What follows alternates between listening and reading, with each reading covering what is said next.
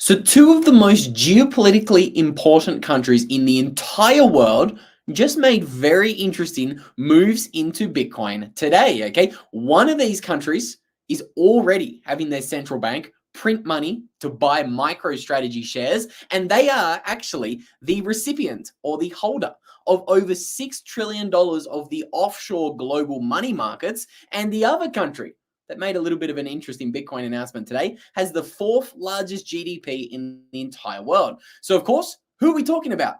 The first country we're talking about just saw its fourth largest bank, a $260 billion giant, launch Bitcoin trading. Now, this is significant because this is Switzerland.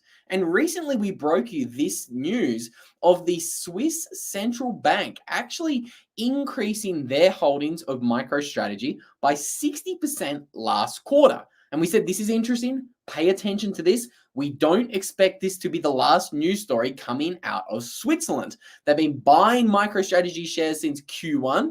They announced they'd increased those shares by 60% in Q2 when that news broke only a couple of weeks ago. And now their fourth largest bank is getting into Bitcoin in a very, very big way. Okay. Again, this is one of the really important things about banks that Michael Saylor has been obsessed about. Okay. Remember what Michael Saylor said in 2023. He said there's three things needed for Bitcoin to be worth $5 million a coin. The first, we need FASB, fair value accounting. Guess what? We have it. That launched. We had that rule change in early 2024. Saylor also said the second thing we need for a $5 million Bitcoin is a spot Bitcoin ETF. That also changed in January this year. We now have spot Bitcoin ETFs in the US, the biggest financial market in the entire world. The third thing that Saylor always talks about is the need to have banks not only offer trading of Bitcoin to its clients, but also offer custody services for their clients. And let's have a look at this article right here, okay? Because Switzerland's fourth largest bank hasn't just offered its retail clients the option to trade Bitcoin, but they're also giving them the ability to store Bitcoin. That's what I've got highlighted here on this website here. That's the bigger thing that I think is being missed from this announcement in Switzerland, okay? And Switzerland is very important because of what I've got highlighted here. I've done my best to blow up this web page and make it as big as possible for you guys, but you can see here that as of 2018, Swiss banks held $6.5 trillion of assets, which is 25% of all of the global cross-border assets in the entire world. Think about that for a second. 25% of the world's cross-border assets. Switzerland, mind you, is an absolutely tiny country. If we were to have a look at their population, it's about 8.7 million. Is that, I don't want to do maths in the live stream, you guys, is that 0.1% of the world's population? Around 8 billion people. Quick math says that's about 0.1%. God, I hope those maths is correct. I think that's about right. But again, Switzerland, a country with 0.1% of the world's population, holds 25% of all of the world's cross-border money, or money that's parked offshore, okay? This is because obviously most people would have heard of Switzerland having very favorable banking laws. You're able to, let me be careful with what I say here, but you can hold assets in Switzerland in a safer, more self-sovereign way than you can in most other countries. This is why everybody wants to go to Switzerland and put their money in some of the bunkers that you can see here in this video, really kind of highlighting how rare and how interesting the banking system is in Switzerland. You have all of these underground gold bunkers.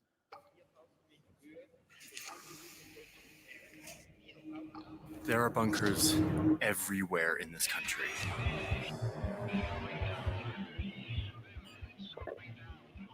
Nevertheless, their objective remains the total conquest of all Europe.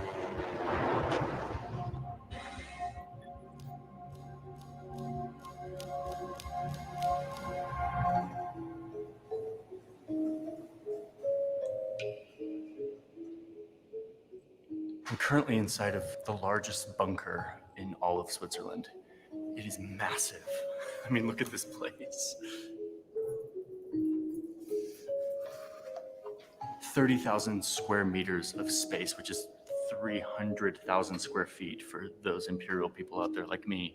And I'm hanging 300,000 square foot bunker. Okay. There are enormous bunkers in Switzerland. It has long been known as one of the world's best places to store not just your money, but also to have your bank set up and obviously store a lot of gold. Okay. So Switzerland is very strategically important. And for them to now continue making moves into Bitcoin, like their fourth largest bank just did today, I think it's really big. I think it's really interesting. Their central bank is literally printing fiat to buy MicroStrategy shares.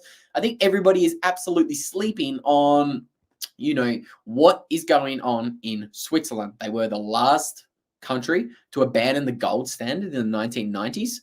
The rest of the world left the gold standard in 1971 or even early in the case of other countries, but not the Swiss franc. Okay, the Swiss franc is the currency used by Switzerland, and that has actually been backed by gold for the longest amount of time. They only left that gold back in around 30 years ago. Okay, so again, it's pretty poetic that maybe, just maybe, the country that is most fond of sound money, gold, could be one of the leaders to adopt the next form of sound money, Bitcoin. Anyway, that's a story we're going to continue to monitor and keep an eye on. Now, let's talk about the second country that also made an announcement today. That's a friendly one to Bitcoin. And it's not the first announcement that this country has made about Bitcoin. It's probably about the fourth or the fifth that they've made this year alone. Okay, we're going to be talking about the world's fourth largest economy in a moment. Before we talk about that, I want to give a quick shout out to today's flagship show sponsor. That's, of course, Rhino Bitcoin. I tell you guys about Rhino nearly every day. Okay, you can do everything you need to do on Rhino. You can buy Bitcoin on Rhino. You can sell Bitcoin on Rhino. You can even set up some really cool multi-signature setups and connect to companies like Casa for multi-signature, help. Okay, so again, I always recommend you guys check out what Rhino is doing. As you can see, they've got a super slick user interface. Their website shows you all of the different products that they have over there on Rhino. They really are the one, the all-in-one, I should say, super app in the Bitcoin space. I'd highly encourage you guys check out whether you can download Rhino in your location. You can find everything you need to know about Rhino linked in the description of today's show. You can see it there on screen. That's the link to Rhino is in the live stream chat as well as the description. So let's talk about the fourth largest country now that is also taking their Bitcoin very seriously. And that is, of course, Japan. So Japan came out today. I saw this. I found it pretty interesting. Japan is now going to be dropping the maximum tax rate of Bitcoin from 55% to 20%. Again, let's just consider how absurd it is in the first place that Japan has a 55% tax rate on Bitcoin. It's pretty high. But maybe, just maybe, Japan looks like they're wising up a little bit to, what they should be doing. Now, this isn't the first announcement that Japan's made this year we're going to be talking about, but this came out literally today. So let's talk about the most recent news first. We can see here on the September 4th, that's today, Japan is now considering lowering its crypto tax rate from, to 20% as opposed to the current 55%, which is really, really big. Okay, it's a lot. And apparently they did this because they had some feedback. They had some investor feedback, mind you, which is a little bit interesting. So this tweet here from Marty Party, I do love that name. That's a great, it's a great name, or Twitter handle, I should say. Marty Party says that the Japanese government is lowering its tax rate in response to investor feedback. What kind of investors? That's my biggest question. Who is telling Japan that its tax rates and its treatment of Bitcoin is ridiculous? Who is telling them that? I don't know, but what I do know is that this isn't the first time the Japanese have been really beginning to, let's say, make some steps in the right direction when it comes to Bitcoin. I don't know if you guys know this or not, but their largest energy company has been mining Bitcoin with excess electricity for nearly 2 years now, since 2022. We talk about this literally all the time here on the channel. Tell you guys, pay attention to what is going on in Japan, you can see very clearly their energy company and the energy sector has been in on Bitcoin for a very long time, but that's not the only, let's say, big, massive institution that has been very, very interested in Bitcoin of late, okay? More recently, you guys probably would have saw this headline here.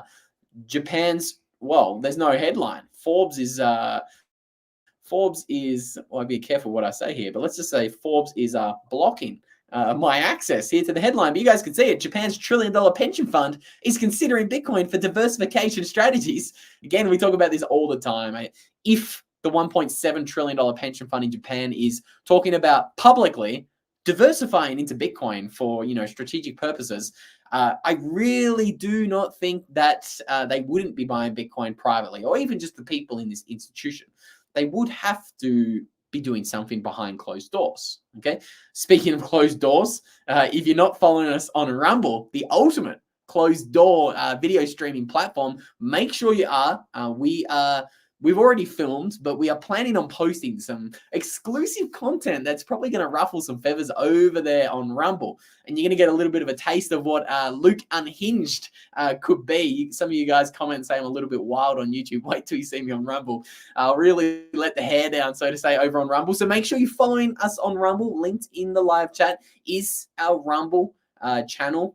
You're going to be getting all of the content we post here on YouTube, as well as some spicy extra content, okay? You're going to be needing a whole lot of context, so to say, if you're watching those Rumble videos. So with all that said, guys, make sure you're following us over there on Rumble because a lot more videos are going to be coming to that platform very, very soon. Now, we've talked about those two pension funds getting into Bitcoin. I'm super interested in the timing that these pension funds have, been getting into Bitcoin and making these announcements, because the Norwegian pension fund and the Switzerland pension fund made these announcements over the past couple of weeks while the price of Bitcoin has been trending down, announcing that they've actually, bought the dip. Okay. And you can see here, when we're actually talking about the dips, I wanted to show you guys a couple of more charts here that really puts things into perspective a little bit. We have on the left, in the big colorful blue line, that is the 2017 Bitcoin bull market. In the middle, in the green line, we have the 2020, 2021 Bitcoin bull market. And then on the right, this is current day. This is the 2024/2025 bull market that I expect to continue next year. And we have a purple line signifying that. Now, on the top of this chart, it's actually showing you what is the average drawdown or corrections that you see in each of these bear markets. And as you can see, it was very, very, very common to see 30 to 40% corrections in that 2017 Bitcoin bull market. That is signified by those blue lines on that chart. And as you can see, we had about 6 or 7 different corrections, bigger than 30%, in 1 year, when Bitcoin rallied from under $1,000 to $20,000, all in the 1 year, 2017. All of that happened in 9 months. Okay, incredible. It's crazy, I know. But again, just have a look at what is going on here with the 2020-2021 Bitcoin bull market. We saw multiple big corrections, 2 big 50 to 60% corrections in the middle of that Bitcoin bull market. And again, I show you all of this because compare that to what we're seeing today in this 2024, 2025 Bitcoin bull market. Have a look at how small the corrections have been throughout this bull market. And everybody right now is talking about the Bitcoin dump, Bitcoin crashing, is Bitcoin dead, is the bull market over? And again, perspective, guys. Bitcoin right now is hovering at about, let's say, $58,000. It is 57,000. I'm about to show you the chart in a minute. $57,960. Okay, I'm going to show you the chart right now, so you guys don't have to wait for that. But you can see very clearly, Bitcoin is only what? 21% off its all-time high. And people are freaking out. People think it's all over. Red Rover. People are packing it up and going home. Okay, this just really shows you guys how quickly sentiment can shift in the Bitcoin space. So the biggest that this correction was on the day that we had the Japanese carry trade blowing up and some of the largest stock markets in the world dumping by literally tens of trillions of dollars of value overnight, Bitcoin had a 33% correction. It dipped to $49,000 for a matter of literally hours. Before, as you can see, the whales really ate up the dip. Okay, this is the little wick. We got to $49,000 before it was aggressively bought back up. Okay, so I always encourage you guys, be prepared for, let's say, volatility. I don't think enough people are prepared for volatility. I think a lot of people are right now scared. I think a lot of people are listening to the mainstream media. And as you can see, there was an article dropped in Forbes today that says, strap in, serious, $40,000 Bitcoin price crash, warning issued as the Fed suddenly braces for a US dollar crisis that's predicted to spark total collapse. Look at the language in that. I actually hadn't read that whole article until right now. I cannot believe how much hyperbole was in that. Some people think I'm a little bit, let's say, hyperbolic with my titles and thumbnails here on YouTube, but let me tell you, I don't think. I'd tell you, I think this Forbes article has me covered. Don't you worry about that. We always try to deliver on the title and the thumbnails of every video, but I don't know if this Forbes article is able to deliver on some of the promises in here. US dollar crisis, total collapse. That's incredible. That is just incredible. But this is, again, a lot of people right now who are new to Bitcoin, who have gotten into Bitcoin in the past 6 months, they might be a little bit bored with the price trending sideways. Could be a little bit scared. They could be a bit scared. Sorry. And especially when you have articles that are just, let's be honest, trash, written like that with that hyperbolic language. I'd again just encourage you guys, don't listen to this FUD. Don't listen to this noise. Okay. I tweeted this out earlier today. I just posted the chart and I said, where is this Bitcoin dump everybody is talking about? Okay. Like, zoom out. Where is this Bitcoin dump?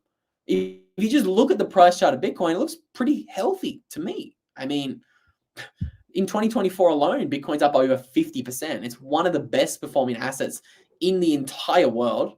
It was the best performing asset in 2023 when Bitcoin was also deemed dead by the experts. Lots of people said Bitcoin was going to zero because of this high interest rate environment. Everybody said, oh, Bitcoin's just a speculative bubble that's done well because of this weird zero interest rate environment we've been living through. It's just a speculative tech stock. That's what a lot of people call Bitcoin. It's just this NASDAQ with higher beta. That's what people call it. Okay, a lot of these traditional finance bros in America just call Bitcoin a speculative tech stock. And when the Fed raised rates faster than any time before in history, going from 0 to over 5.5% in 1 year, in 2023, everybody said this would kill Bitcoin. Wrong. Bitcoin was the best performing asset of 2023, mind you. Okay, so again, I always encourage you guys, articles like this with such hyperbolic language telling you to strap in, serious Bitcoin crash coming, ignore them, okay? They're not real sources of news. I mean, honestly, people like this are a meme, people who write articles like this. We're going to continue trying to bring you reality, okay? Again, I think reality is pretty clear, judging by this chart right here. So if you enjoy reality, we would appreciate a smashing of the like button. We're told that helps with the YouTube algorithm. Again, I don't know, but we are told it is helped. Thank you for the kind words. I certainly wouldn't say I'm the best. There's a lot of Bitcoin YouTubers far better than me. I'm just a crazy kid from Australia with a wild haircut, coming to you guys live from my closet, believe it or not. I'd love to show you guys the closet. I'll show you the closet on a personal live stream. Make sure you subscribe to the personal channel as well. Just scanning for some comments. It's a bit of banter in the chat. Got to be careful about which comments I can touch on. Nation states adopting the Michael strategy, the Michael Saylor strategy. I think McLovin absolutely sums it up perfectly with that. I think that's a